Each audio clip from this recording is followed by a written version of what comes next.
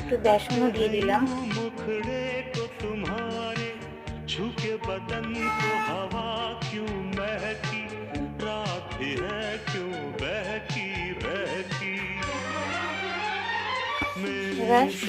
এবার এর মধ্যে আমি একটু আটা দিই।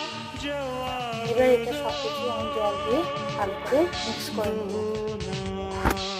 এর মধ্যে একটু গোলমরিচও দিয়ে দিলাম।